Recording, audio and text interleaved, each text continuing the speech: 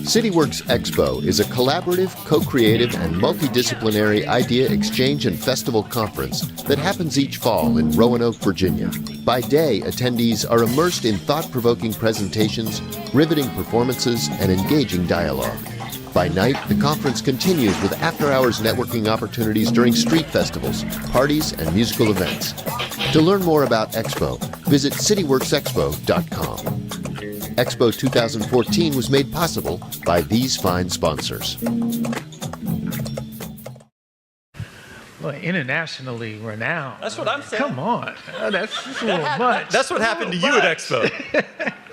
Well, listen, I want to thank both you, Ed, and Amy, and all of the staff for inviting me and actually putting on just a fabulous event. Now, I was telling folks I was going to Roanoke, and they said, better you than me. But they don't know what they're missing. This is fabulous. So let's give the folks a round of applause. I know it couldn't have been done were it not for the volunteers, so we also should give them a round of applause as well. I know exactly what that means. So I know that some of what I'm going to have to say today is going to be a bit provocative, but provocative is good. You know, we want to provoke some thinking. We want to provoke maybe some action. At the very least, a response. And what I want to do is to frame this reimagining of young black men as entrepreneurs from the point of view of both context and continuity. Without both, and I think they're intertwined, these young men who are about to embark on this voyage of entrepreneurship might as well be doing so without any moorings.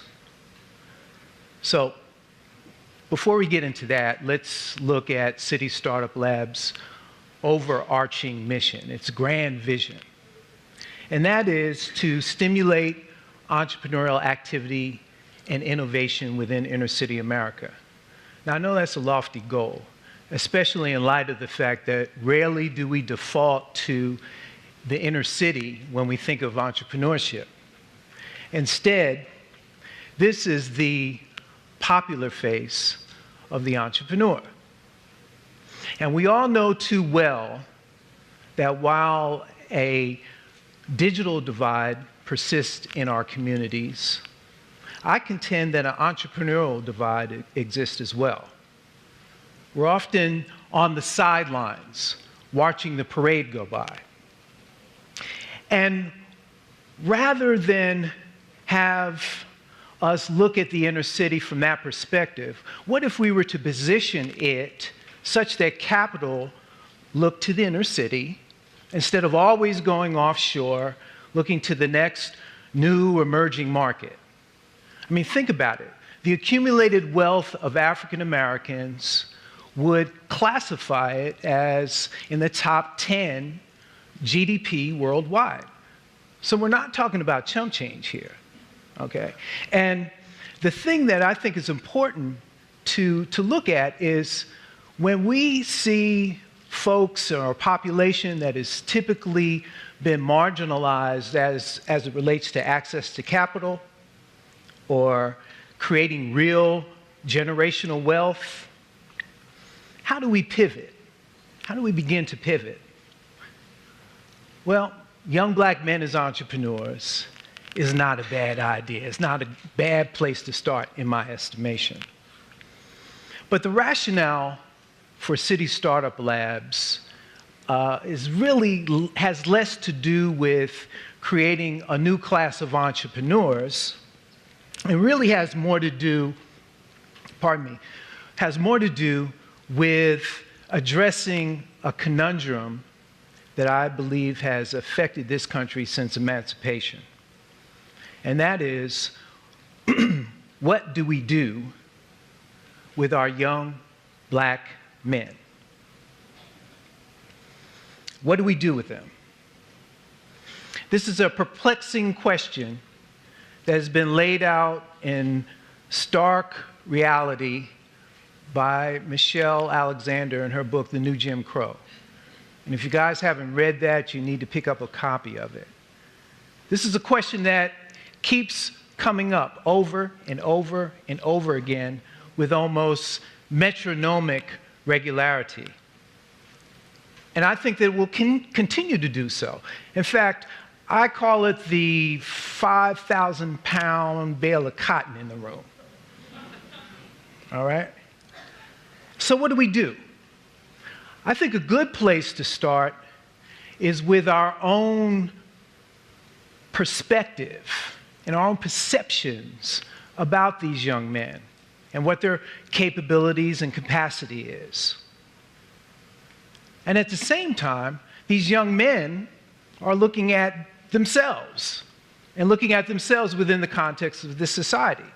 So you have us looking at them and them looking at themselves. And this is the context for starting the Entrepreneurs Academy that we started. This is the rationale for that. So it's both, so sorry, I'm jumping ahead here. So it's both about context and continuity. And personally, the continuum that I look at is made up of legacy and lineage. Now, I'm old enough right now to really start thinking about legacy seriously, all right? And it's legacy as in what sort of planet is my generation going to be leaving our children's children's children? See, my generation, the me generation in full effect, I believe has abdicated its responsibility. And this is one of the reasons,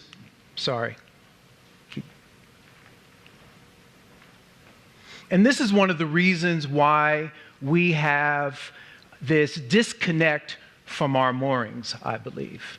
We need look no further for the problems that we see with our children acting out than in the full-length mirror that my generation has been preening in all this time, this me generation.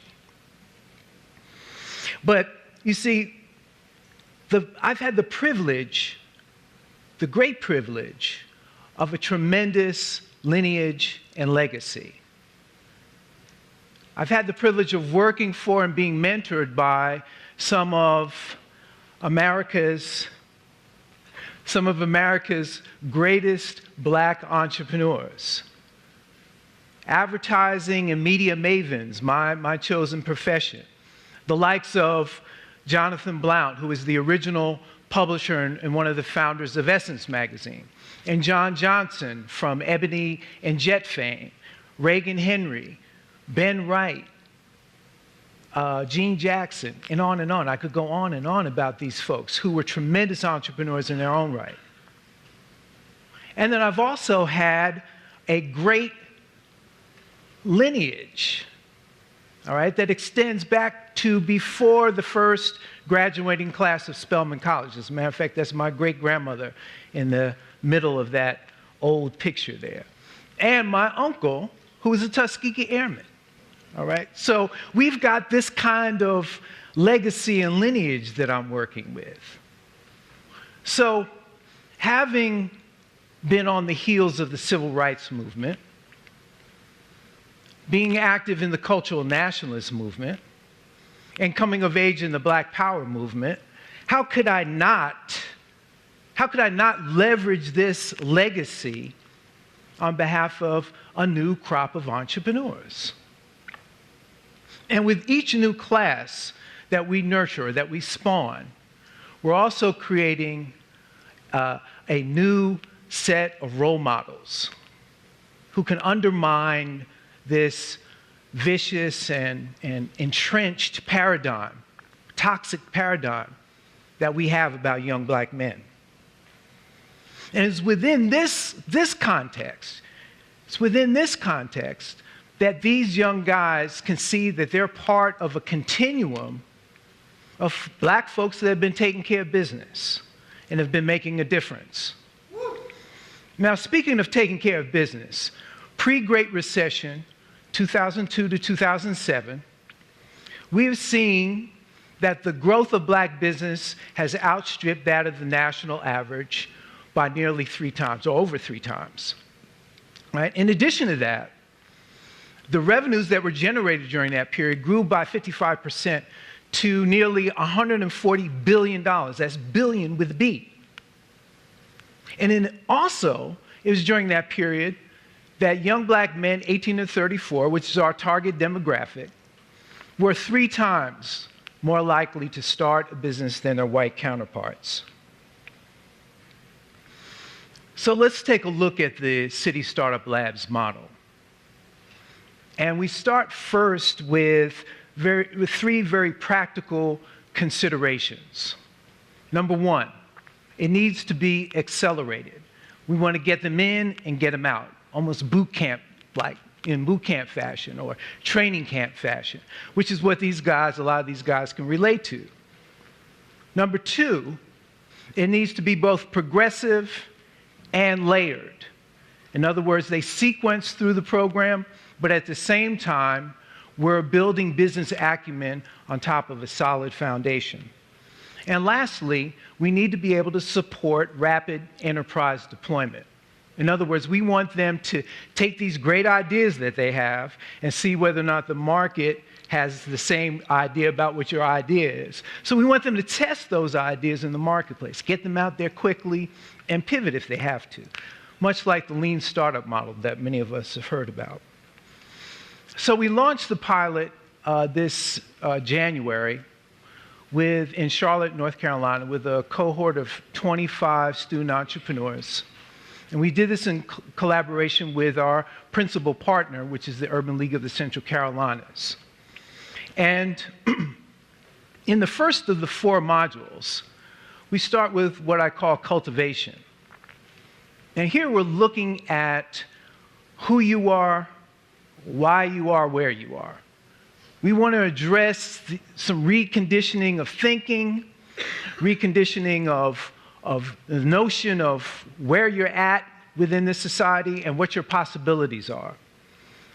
We take a look at integrity and responsibility and accountability and authenticity, not just for business, but for your life.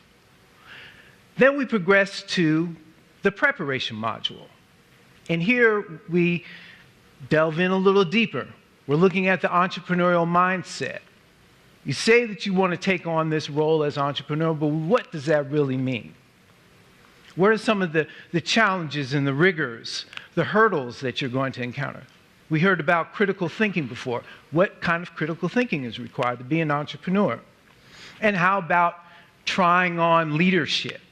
All right? So we have folks thinking about what it means to be a leader, not just in their business, but within their communities. And I think a much more important thing than all of that is we start looking at big, huge societal and global problems. And how might you bring an entrepreneurial sense to problem solving? All right? Because at the heart, entrepreneurs are problem solvers. From there, we move into the education module. And this is where we roll up our sleeves and we get down to the brass tacks of planning and researching and launching a new enterprise. The process takes them such that they prepare a pitch or get themselves ready for a pitch that they'll be presenting to a group or a panel of judges, almost in Shark Tank-like fashion. And they're all competing for 5 slots at incubation and for some prize money. And from there, they move on. Those that are selected then move on to the last and final module, which is what we're in right now. We're kind of winding down our pilot. And that's the demonstration module. And this is where their businesses are being incubated. So we've got co-working space that they're involved in. We're also plugging them into the entrepreneurial ecosystem. That word came up earlier today, ecosystem. Well, there's an entrepreneurial ecosystem in Charlotte. They're plugged into that. And all of this is undergirded by a support system of mentors and coaches and advisors. So throughout the academy, there are three critical sets of assets that we want to create. The first is what we call human capital. All right, so when they go through the boot camp, they come away from that enterprise ready. They also have an opportunity to get their financial house in order. So through financial literacy and the like, they're in a position now to improve their credit scores and so forth. All right, and those that choose not to become entrepreneurs, well, the understanding that they've gleaned from this, they can now position that and leverage that in terms of their value as prospective employees or even current employees. The next is social capital. So they're about the building of community. And that community is made up of, again, advisors, customers, clients, advocates, evangelists. These are things that some of these guys have never even had a clue about, never even thought about building community. Well, they're in the midst of doing that. And last but not least, of course, is economic capital. Economic capital. And obviously that's the bottom line, but it is not just economic capital for themselves. Because you've got to imagine that in most cases, this is the first time anyone from their family has even considered the possibility of generational wealth. So imagine just how empowering that can be for these young men. So we're all aware of the high failure rate of startups. And that's something that we really are very intentional about in terms of taking a look at over time. And I have to say that the challenges that many of these young men are faced with really compounds the possibility of failure. Now, they come into the program with a high school degree. At the very least, they have to have a high school diploma, not a degree, but a diploma. Many of them have gone on to college. Some of them are degreed. We've even had an MBA in the program. But I was really amazed and somewhat taken aback by the failing of our school system in terms of preparing these young men to not only deal with critical thinking, which came up earlier, but also to be in a position to deal with the rigors of work in a job, much less running their own business. So this has been quite a sobering thing for me to see how unprepared in many instances these guys are. So it makes my job that much more difficult. But mind you, only a few folks are going to be selected to become entrepreneurs. As a matter of fact, if we took a survey in this room and asked how many of you would like to be in business, I'm sure that there would be many hands that go up, all right?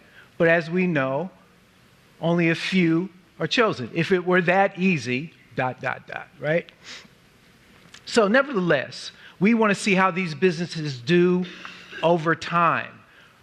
1, 2, 3 years. Also, we want to see whether or not they're able to hire folks other than just themselves. I mean, we don't have anything against solopreneurs, but we'd much rather be partial to, and we are partial to, those that are able to hire folk. And lastly, it's what kind of impact are you going to have on your community? As I've said often to these guys, it's not just about the cheddar, but it's about making things better, right? So we've had some amazing funders, partners, and volunteers who have helped to make this possible. I mentioned before the Urban League of the Central Carolinas, but the Rockefeller Foundation and Knight and Wells Fargo were also great funders for this pilot. We've also partnered with Packard Place and Queen City Forward, which are at the center of the entrepreneurial community in Charlotte, SCORE, and the Kauffman Foundation. So, they have really put us in a position where we could do what we're doing. And I've taken this really personally. I mean, I was a young black man at one time, believe it or not.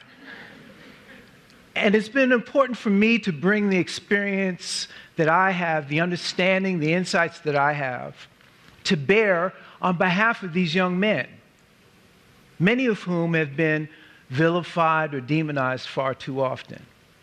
So rather than just bemoan the situation and have my arms folded and shake my head and go tisk tisk, I felt it was important to do something of substance and meaning that had both context and continuity. I thank you.